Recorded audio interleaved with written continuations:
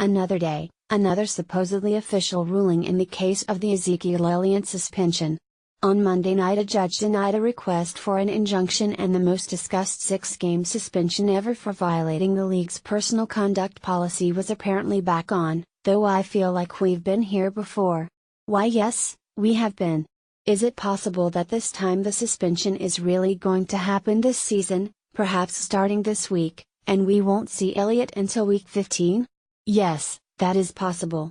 But the lawyers aren't done yet and can still appeal again, so yeah, I'll believe it when I see it. What to expect from Jimmy Garoppolo in San Francisco in fantasy this year and in the future, as well as what the trade means for the dynasty values of Pierre Garçon, Kirk Cousins, and Tom Brady. Assuming the league gets what it seemingly wants and one of the most prolific running backs in the sport does have to miss the next 6 games, it's obviously frustrating for fantasy managers since Elliott was a second-round selection in ESPN Average Live drafts if you take ADP from opening night, and over the past 2 weeks he's rushed for 297 yards and 4 touchdowns for the 4-3 Cowboys.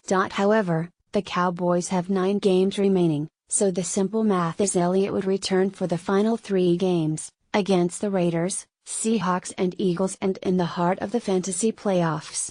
It should be clear that it's not wise to send Elliott, no matter your thoughts on this process or what he did to spark it, to your league's free agency.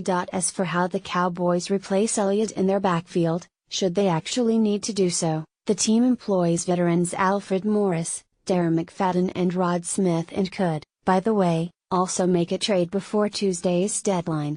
The organization and the reporters covering the organization have been stating for a while the Cowboys intend to present a committee approach to running the football, and while fantasy managers don't like seeing that, it sure does make sense. McFadden hasn't even been active for a game this season, though let's remember he rushed for 1,089 yards in 2015, and was a top 10 fantasy running back. Morse and Smith have combined for 23 carries this season. Whom should you add in your league? All of them? None of them?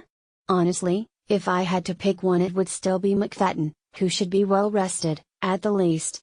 I suspect, if Elliott cannot suit up this Sunday against the Kansas City Chiefs, that the Cowboys would give each running back opportunities and see what happens, while quarterback Dak Prescott would probably throw for 400 yards, since that's the Chiefs' actual defensive weakness.